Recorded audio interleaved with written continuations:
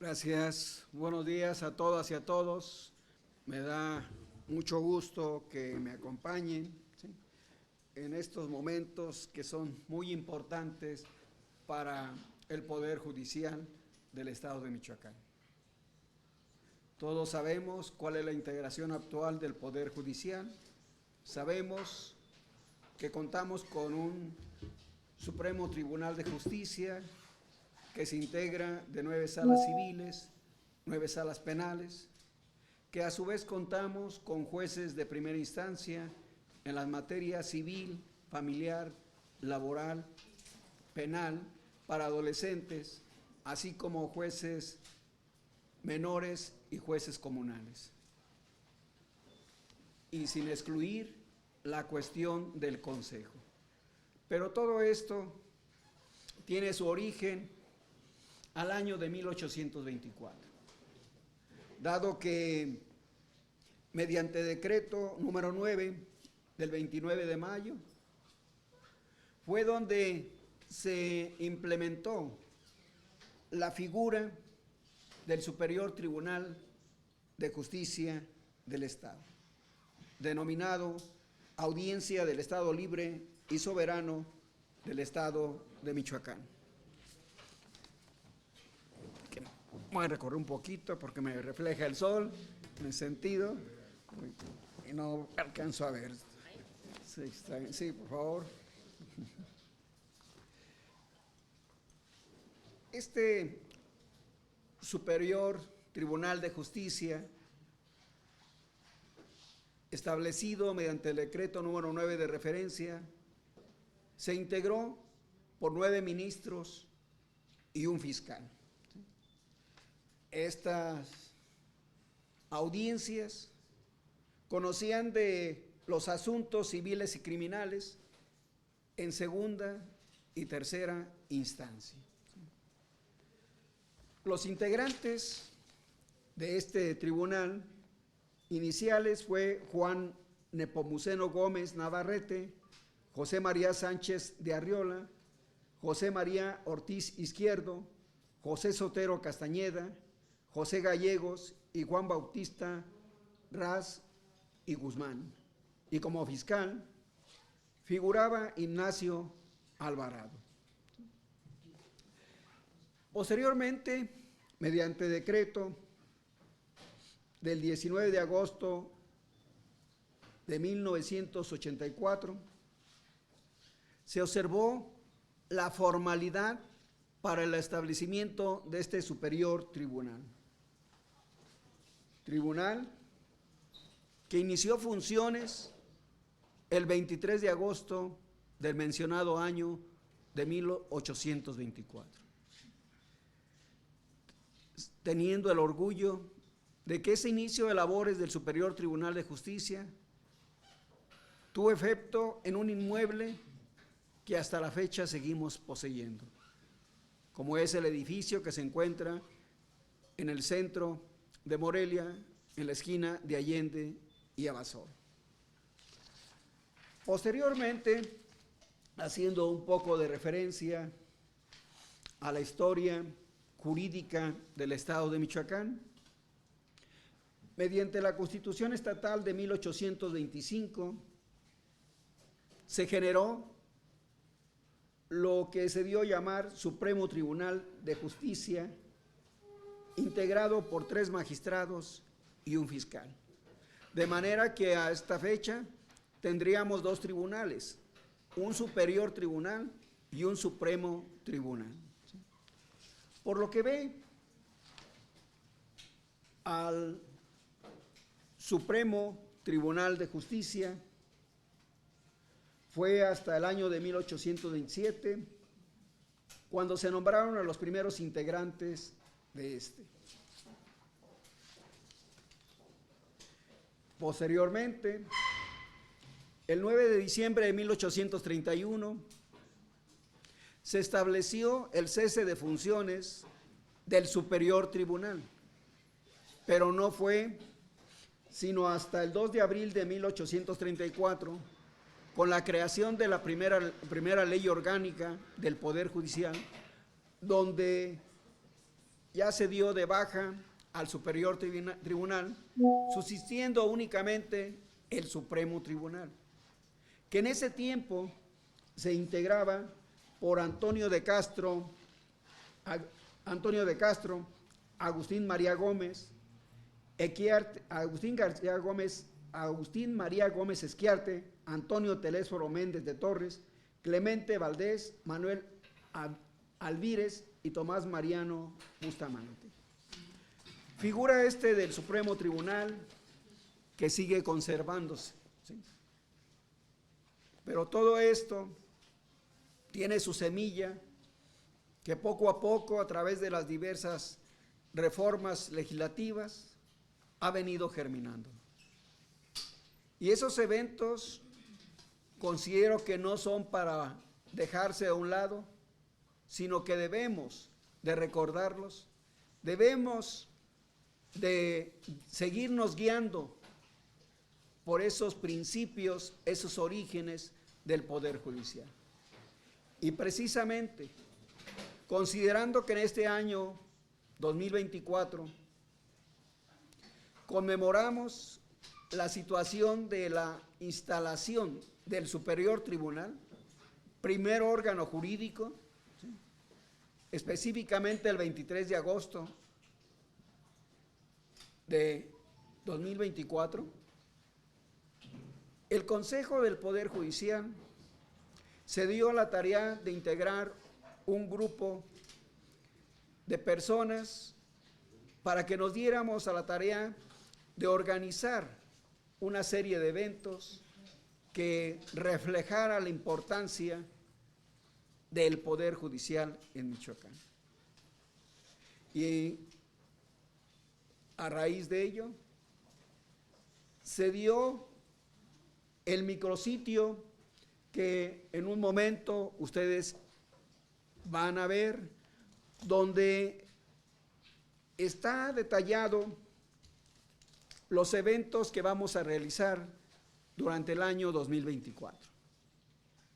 Estos eventos van desde la presentación de libros por juristas michoacanos, algunos de ellos pertenecientes del Poder Judicial, así como también por un ciclo de cine jurídico en el espacio del edificio del centro que se tiene como una sala audiovisual. También haremos referencia a conferencias con ponentes estatales, nacionales y extranjeros. Conversatorios sobre el Código Nacional de Procedimientos Civiles y Familiares y la Ley General de Mecanismos Alternativos para la Solución de Controversias. Estos conversatorios se vienen ideando como una forma de conocer estos ordenamientos legales, pero a su vez ir generando una capacitación hacia adentro, hacia los jueces, hacia los magistrados, hacia el personal de los juzgados, pero también hacia el exterior. Creo que ahorita en todo el país estamos en un proceso de aprendizaje respecto de estos dos ordenamientos y por ello es esencial primeramente conocer estos ordenamientos y hacer el análisis de su contenido y, por qué no, su crítica de carácter constructivo, ¿sí? Tendremos también algunos eventos artísticos como conciertos, de los cuales más adelante se les irá precisando a cargo de qué grupo musical o artista estará a cargo de este evento. Tendremos dos ceremonias conmemorativas, una que puede ser el 24 o el 29 de mayo de este año, donde haremos referencia a la ley que estableció la instalación del Superior Tribunal, y la otra, el 23 de agosto, que se refiere a la conmemoración de la instalación del Superior Tribunal, de la primera audiencia que celebró el Superior Tribunal de Justicia del estado de Michoacán. Tendremos un aspecto novedoso para el Poder Judicial, una feria del libro jurídico. En esta feria se está invitando al mayor número de editoriales y lo complementaremos con presentaciones de libros, como puede ser un libro editado por el Poder Judicial del Estado de México, que habla de las joyas documentales de nuestro país. En ese libro hay 3 documentos importantes del Estado de Michoacán que forman parte de su contenido. Y esa presentación nos va a hacer el favor de hacerla el presidente del Tribunal de Referencia, que es el que editó ese libro. Se está trabajando sobre un libro de casa, sobre un libro que se determinó denominarlo 200 momentos del Poder Judicial. 200 aspectos más relevantes del Poder Judicial, desde la emisión del decreto que establece al Superior Tribunal hasta nuestras fechas. Y también aprovecho para señalar que en este año, considerando que la Asociación de Jueces del Estado de Michoacán cumple 30 años, se les está invitando a los jueces para que participen a través de algún evento. El día de ayer tuve una reunión con la presidenta de esta asociación y tentativamente quedamos que se haga un reconocimiento a los jueces, pero a su vez que se imparta una conferencia. Esto complementaría los eventos que están programados para los días 6, 7 y 8 de junio, que forman parte de la Feria del Libro Jurídico. También tendremos una carrera atlética familiar, una carrera atlética donde sí la meta es llegar a el destino fijado, pero más que nada generar una convivencia entre los participantes en la misma. Tendremos una exposición que va a ser tanto física como virtual de los momentos históricos del Poder Judicial. Ustedes saben que contamos con un archivo y museo histórico donde hay invaluables documentos, invaluables muestras gráficas de cómo ha desarrollado, cómo ha crecido el Poder Judicial, y lo pondremos a disposición de la ciudadanía.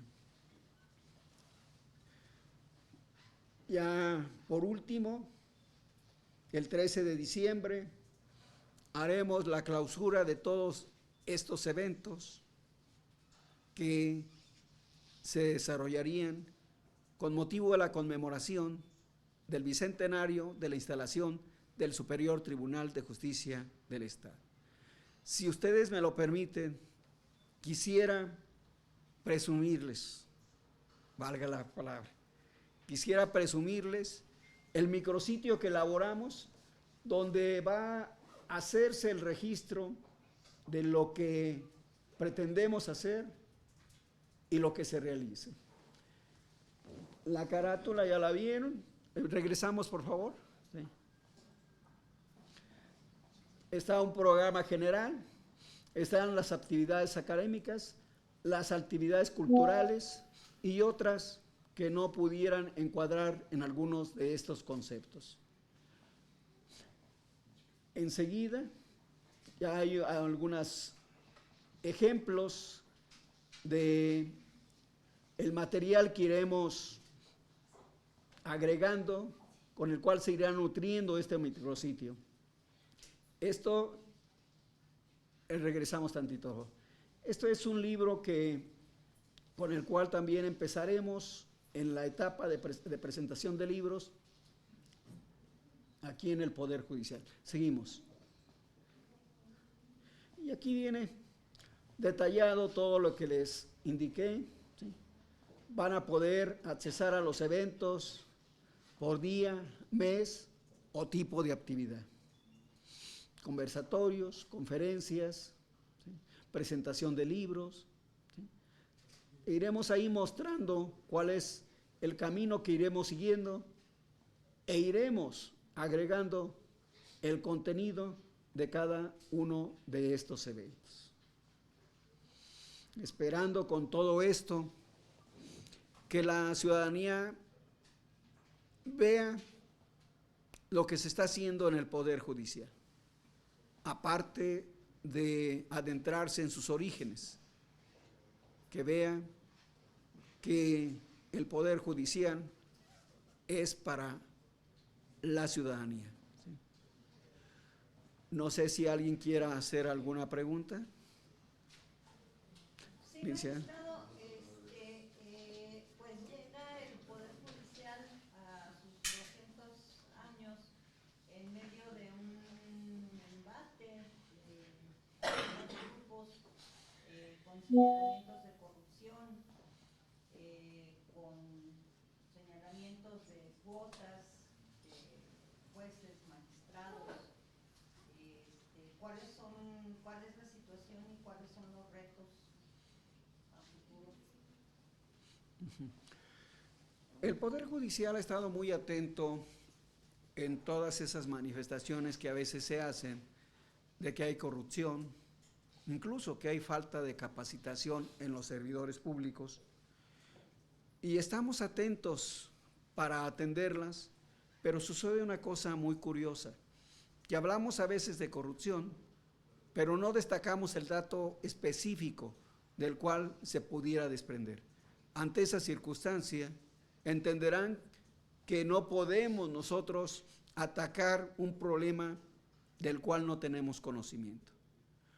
Si se tuviera el dato preciso de quién, cuándo y cómo se generó ese supuesto acto de corrupción, cuenten ustedes que a través de los diversos organismos internos que tiene el Consejo, como lo sería la Comisión de Vigilancia y Disciplina, la Contraloría Interna, el Comité de Ética, se tendría que atender.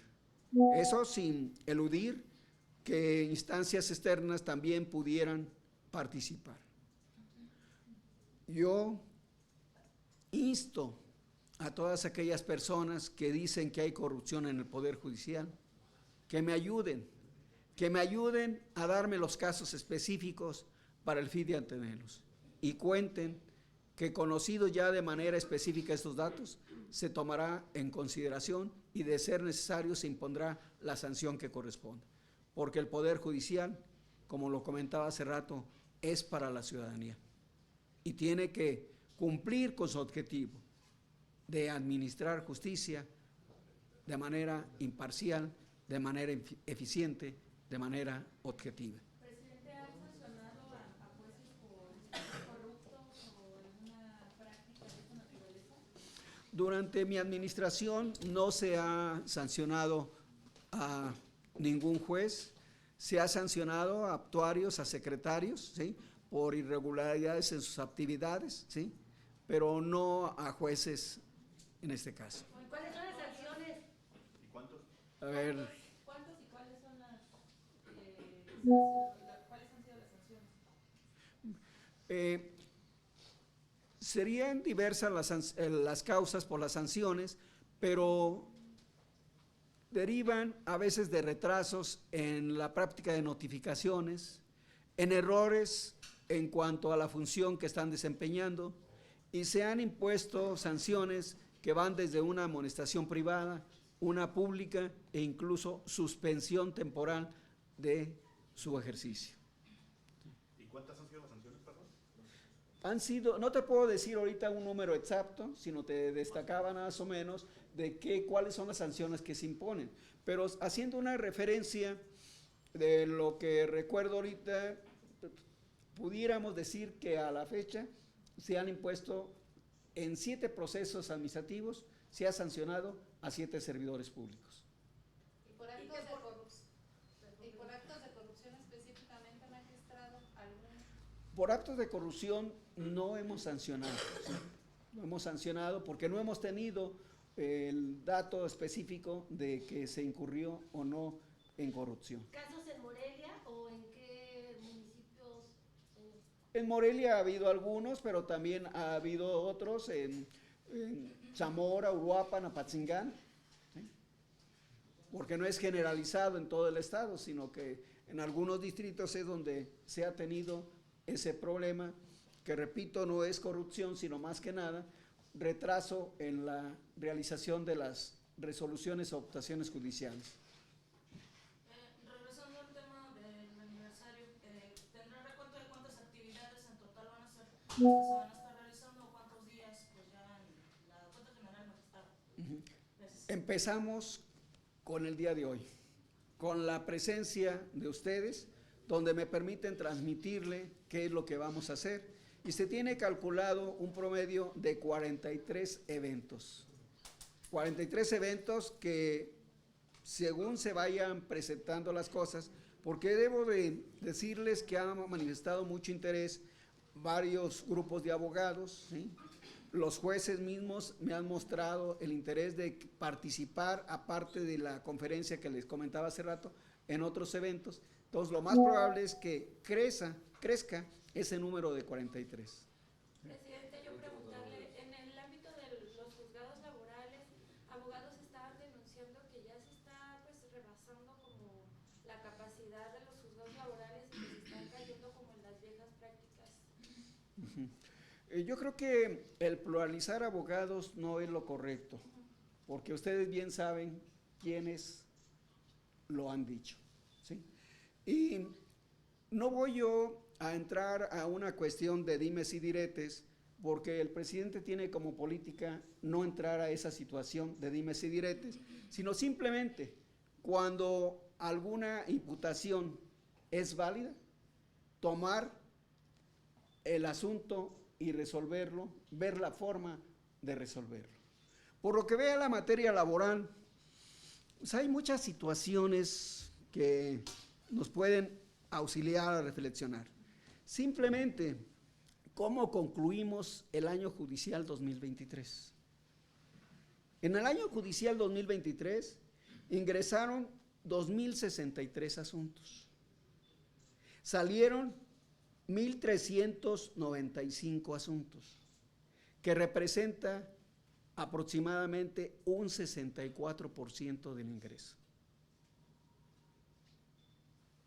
Para mí son cifras que nos deja de manifiesto que se está trabajando, que se está actuando.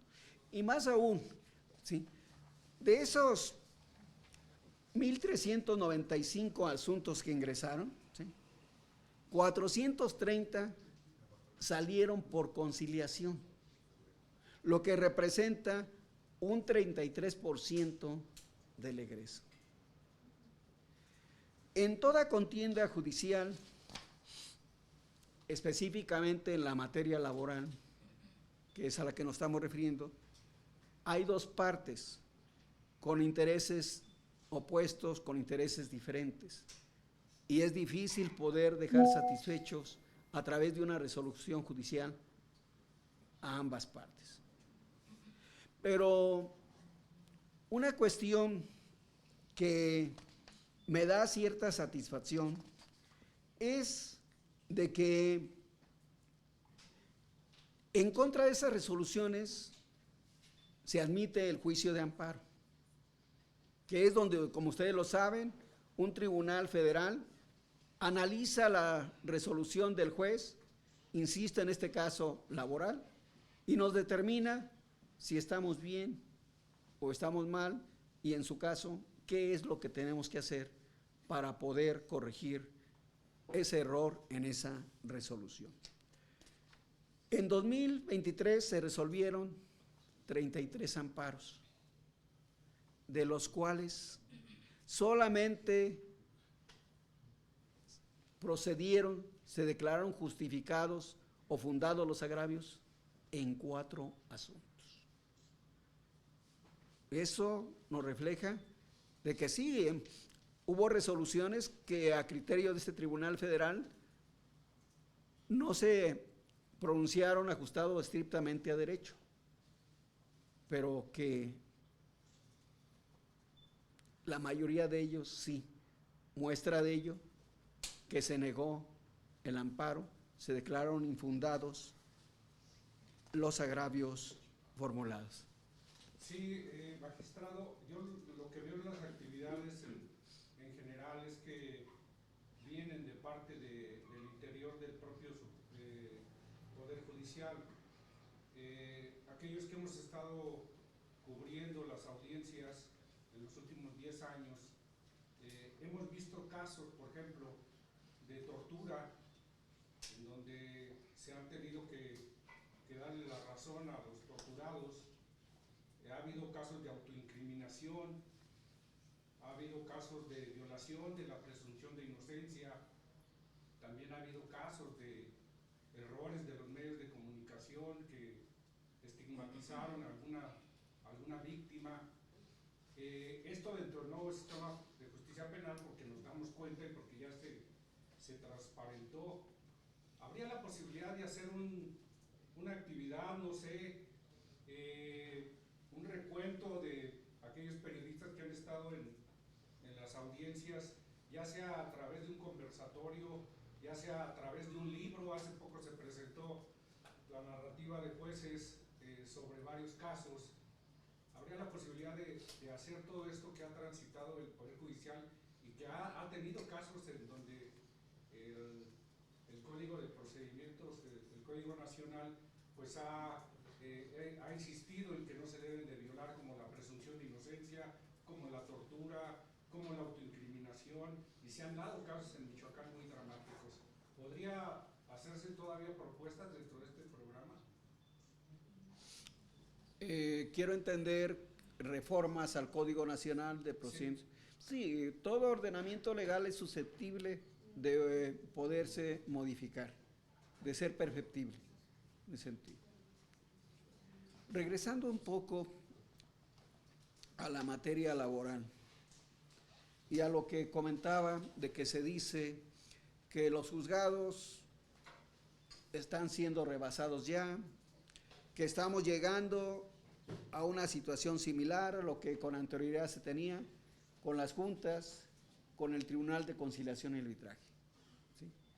Los números nos están indicando que se está trabajando y que el trabajo que se está realizando es todavía controlable, es todavía llevadero.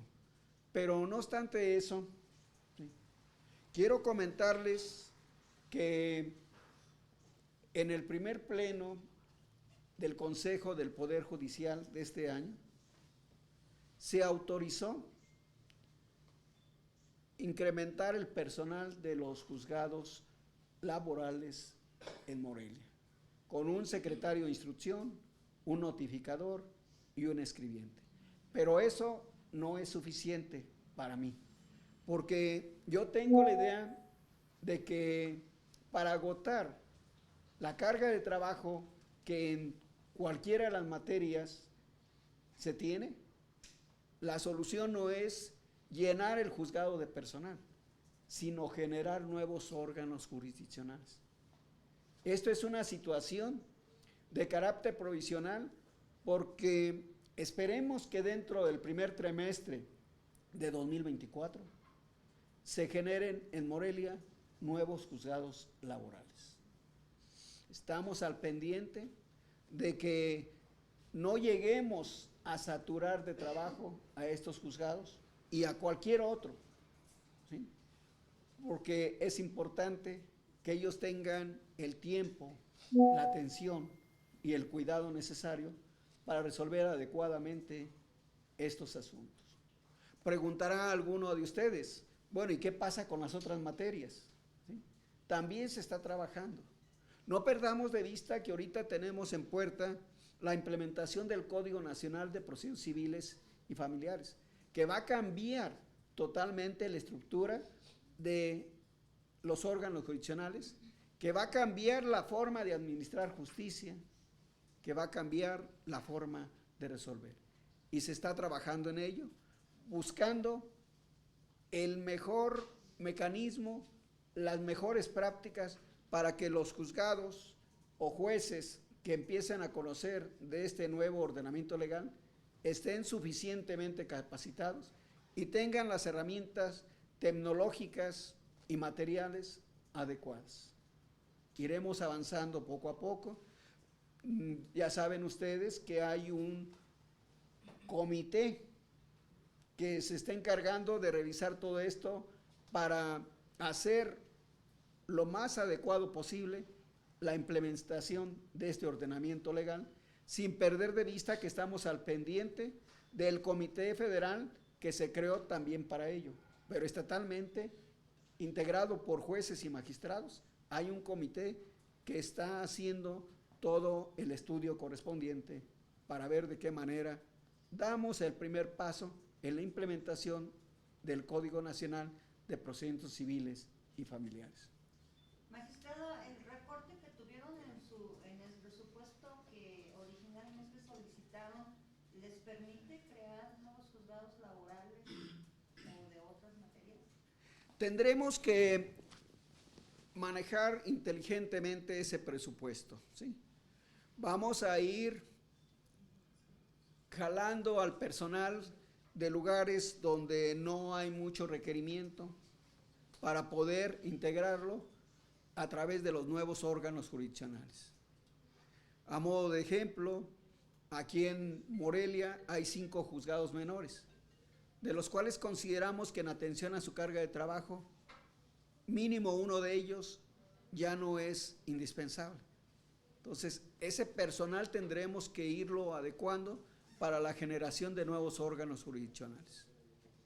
Tendremos que utilizar lo que tenemos y tratar de aprovecharlo al máximo. ¿Sí? Señor, como puede preguntarle el caso de, bueno, varias preguntas, pero la primera, ¿cómo se va a llevar la implementación de los juzgados cívicos? Tuvo una reunión ya con el comisionado de seguridad, el primer caso. La segunda pregunta, el año pasado pues también hubieron varios destrozos con protestas aquí en el Poder Judicial. No sé si tendrá un recuento de cuántos daños se hicieron el año pasado por protestas y si hay procesos abiertos por este tipo de daños.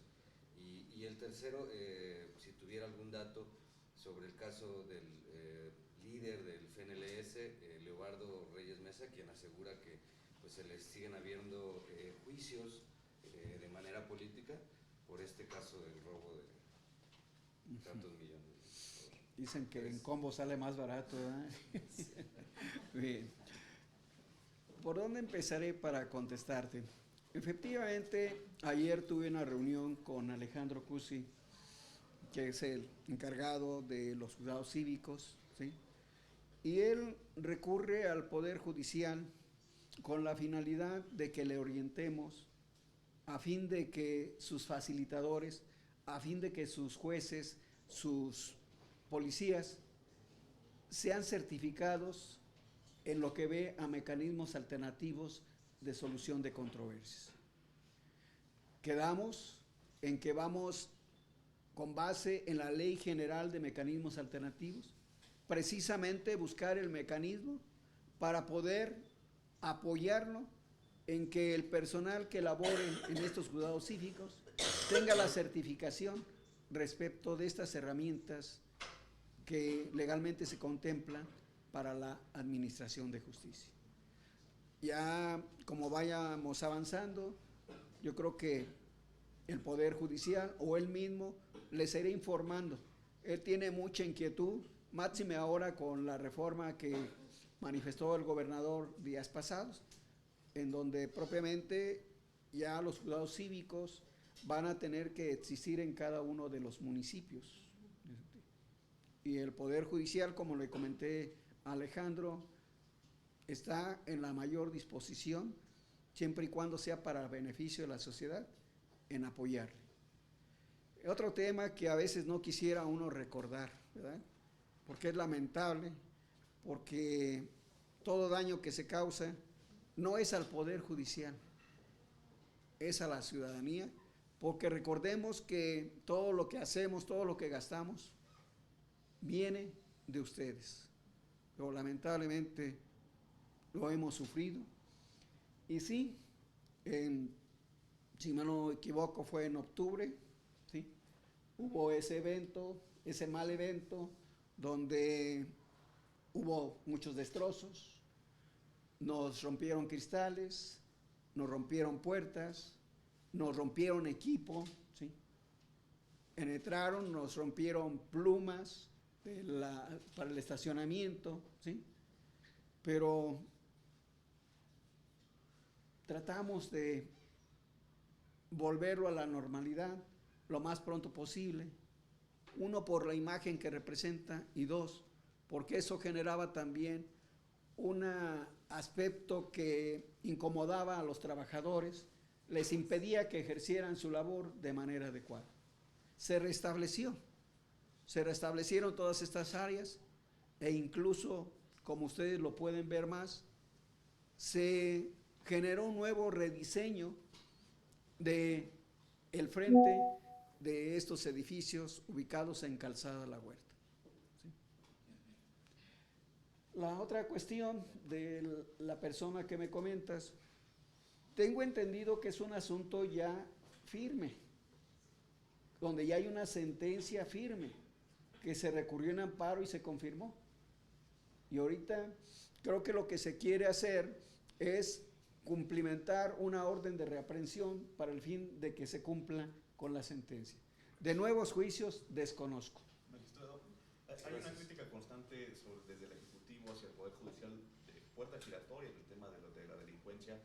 ¿Qué responder a estas críticas? Y también usted, ¿en dónde observa justamente si hay una falla en los procesos legales, en los procesos de justicia a nivel Estado? ¿A qué se debe justamente este tema que se critica, el tema de impunidad? Yo considero que no hay una puerta giratoria en ese sentido. Se pudiera interpretar de esa manera ante el dolor que representa a veces de las personas que se ven afectadas por algún delito, por alguna pérdida económica, física, ¿sí? Pero en sí son mecanismos que el mismo Código Nacional de Procedimientos Civiles establece.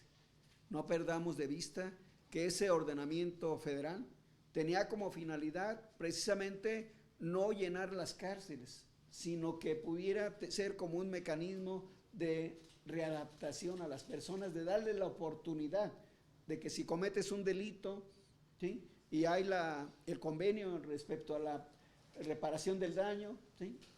Podemos darte un beneficio, pero si lo vuelves a cometer, entonces ahí sí ya no tienes beneficio alguno. Entonces, eso es lo que se ha malinterpretado a mi modo de ver como una puerta giratoria, que es el aplicar los mecanismos que el Código Nacional de Procedimientos Penales establece. Magistrado, en este tema, para seguir con este tema, la puerta giratoria es uno de las situaciones que ha puesto el presidente Andrés Manuel para reformar el Poder Judicial. Reza el dicho, cuando veas las barbas de tu vecino cortar, con las tuyas a remojar.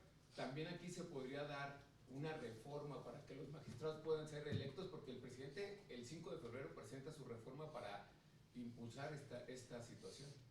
Yo creo que eso requiere de un estudio más concienzudo. No es cuestión nada más de decir, creo que con esto se resuelve este problema, si es que existe el problema, porque a veces el problema existe solamente en ciertas gentes, ¿sí? Entonces, no puedo decirte si también aplicaría para Michoacán. Hasta ahorita se ha hablado a nivel federal nada más. Ni puedo decirte que sea necesaria, porque tendríamos primeramente conocer objetivamente esa reforma y analizarla desde el punto de vista que es lo que quiere la sociedad. Porque no perdamos de vista que todo ordenamiento legal es para la ciudadanía. Entonces no puedo yo ahorita decirte de que comparto la idea o no comparto la idea de esa reforma. A ver, permítanme. Retomando el tema de Octavio respecto al juzgado cívico, el comisionado señala que buscaría que los convenios tengan calidad de cosa juzgada. ¿Esto no sería un poco riesgoso o ambicioso también por parte del mismo comisionado?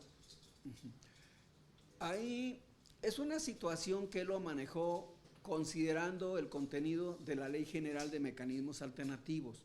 La Ley General de Mecanismos Alternativos señala de que los convenios celebrados ante los facilitadores certificados tendrá esa calidad. ¿Qué quiere decir? Que ya no necesita que se ratifique ante un juez para que tenga su validez, ¿sí? Y en ese caso, magistrado, son 112 municipios, estamos hablando exclusivamente de Morelia, el decreto del gobernador abarca absolutamente todo el estado. ¿Cómo le van a hacer los municipios para establecer los juzgados cívicos? ¿Va a participar el Supremo Tribunal del Poder Judicial para certificar a esos facilitadores? ¿O cómo va a ser el mecanismo para designar los jueces cívicos? Porque es cierto, hay muchísimos abogados, pero ¿cómo le van a hacer los ayuntamientos para habilitarlos como juzgadores cívicos? Y también, de paso, terminar con la corrupción, porque está bien, ya quitaron a la Guardia Civil, pero ahora están las policías municipales, y las policías municipales también son igual de bravas, ¿eh? Entonces, ¿cómo establecer este sistema para frenar esta serie de atropellos que la gente ya está cansada? ¿Cómo le van a hacer para establecer en los 112, o aparte Morelia, Tarímbaro, que ya tiene los 110 restantes municipios? ¿Cómo le van a hacer en ese sentido para transitar hacia los juzgados cívicos? Todo ayuntamiento tiene la obligación de tener un centro de conciliación o de mecanismos alternativos. No sé, les soy sincero, si todos ya lo tengan, pero sí es un compromiso del Poder Judicial el que cuando se pida capacitar a estos servidores públicos, ¿sí? Y tendríamos que ver la forma en que podríamos darle ese servicio a los 112 municipios que usted menciona. ¿Cómo se encuentra la carga laboral en general y cuál es la materia que más carga tiene el Poder Judicial? Y si ahora estos mecanismos de solución de controversias pueden aminorarla, también la creación de los juzgados cívicos. La carga se ha venido incrementando en materia civil y familiar, y yo creo que la implementación ahorita del Código Nacional va a ser un buen pretexto, llamémoslo de esa manera, para cambiar nuestro diseño de integración de órganos jurisdiccionales. Recordemos que en materia laboral, Michoacán fue el único estado que introdujo en el personal de estos juzgados un facilitador. Y ello es lo que nos permite precisamente que ahorita tengamos de los asuntos resueltos un 33% solucionados a través de este mecanismo. Buscaremos que en los nuevos órganos jurisdiccionales que se generen con base en el Código Nacional de Procesos Civiles y Familiares, repetir esta herramienta, que tengan un facilitador que auxilie al juez para que las partes sean las que puedan dar la solución a la controversia que se someta a su consideración. Hasta ahorita nos ha dado muy buen resultado y yo creo que eso pues, hay que seguirlo utilizando e incluso perfeccionando. Otra situación que también conforme a esa Ley General de Mecanismos Alternativos nos puede ser de utilidad es que ya establece la conciliación privada. Los abogados también se pueden certificar para en sus despachos llevar estos mecanismos de conciliación o mediación, ¿sí? Ya no necesariamente tendrían que recurrir a los órganos jurisdiccionales para resolver un problema. Y creo yo que ya ahorita el medio jurídico tiene la cultura suficiente para poder aceptar una justicia de paz, para poder aceptar esos nuevos retos que la ley le da y que ellos mismos sean los que auxilien a las partes que estén en controversia a solucionar la misma. Vamos a la última participación. Sí, dos preguntas rápidamente. La primera, retomando lo del Tabo, en relación a los normalistas que vinieron en octubre, noviembre, más o menos esos días, ¿cuántas denuncias puso entonces el Supremo Tribunal de Justicia? ¿Y por qué tipos penales? Ajá, se presentó una sola denuncia, ¿sí? Fue en sí por los daños, por la violación del domicilio, porque se introdujeron al interior, ¿sí? Y pudiéramos decir, sí, pues en sí son los dos delitos que se precisaron, pero no perdamos de vista que en atención a los hechos, el Ministerio Público es el que tiene la facultad de establecer qué otra figura delictiva se pudiera ¿Qué tipificar. avanza y tiene esas indagatorias? Se está investigando. ¿Y a cuánto asciende el daño? ¿Perdón? En lo material, ¿a cuánto asciende el daño? A un aproximado de 700,000 pesos. Y la segunda y última pregunta de mi parte, la Fiscalía señala que muchos de sus indagatorias, de sus averiguaciones previas, que se topan con el Poder Judicial, que no prosperan. En ese sentido, preguntarle, las averiguaciones, los expedientes que vienen de la Fiscalía, ¿no están debidamente integrados? ¿Les falta algo? ¿Cuál sería su opinión al respecto? No pudiera yo decirte de que las carpetas que se consignan estén deficientes, porque tendríamos que analizar caso por caso. Cuando ha sido necesario, a través de los mecanismos legales, se ha indicado al Ministerio Público correspondiente para que lo subsane, ¿sí? Tenemos 5 minutos, Verónica. En el recorte que tienen este año el presupuesto, preguntarle directamente qué se tenían planeados con esos recursos que no van a recibir, de qué manera les afecta. Y en un segundo término, ya se ha dicho que el magistrado Juan Antonio Magaña sí tiene interés en ser candidato a Morelia. ¿Cuáles son los tiempos para que él pida permiso? En el momento en que se inscriba, ¿tendría que pedir permiso al Poder Judicial o qué es lo que señala la norma? Por lo que vea la primera pregunta, lo que el presupuesto, por la cantidad que se pidió, fue precisamente para considerar la instalación de nuevos órganos jurisdiccionales. Nos vamos a ver limitados, pero eso no nos va a impedir de que a través del ajuste personal económico podamos, a lo mejor no los que pensamos, pero sí generar nuevos órganos jurisdiccionales. ¿Cuántos tenían contemplados, magistrado, y cuántos tendrán? Estaba contemplado generar órganos jurisdiccionales en Apatzingán, Zamora, Uruapan, Zitácuaro y Morelia.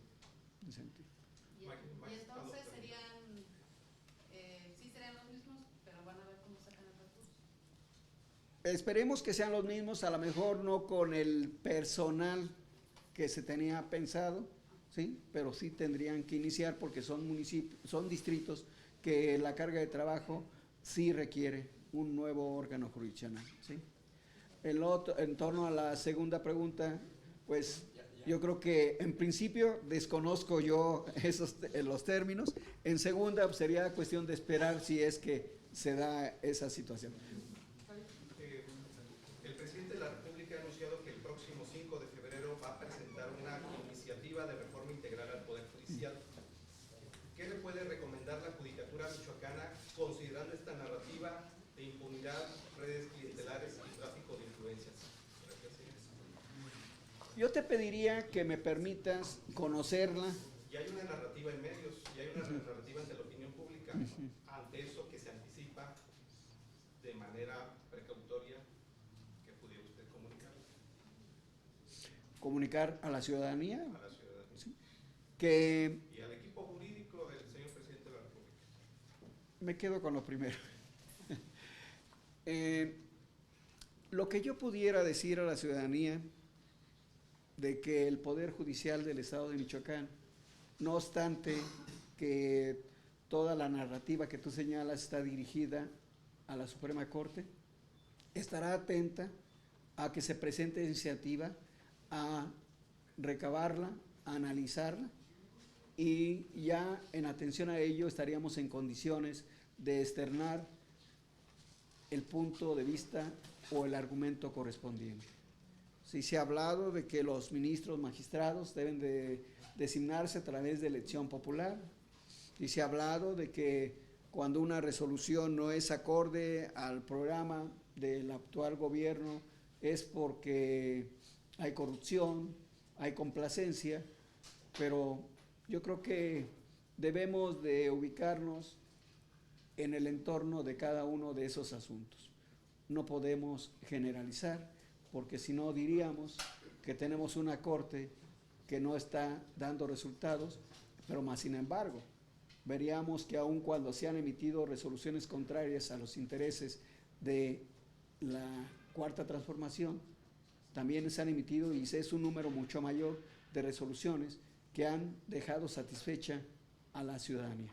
En el caso de los daños que ocasionaron al Supremo Tribunal, los normalistas, ¿se está cumpliendo los tiempos dentro de aquello de que la ley debe de ser pronta y expedita de acuerdo a su punto de vista?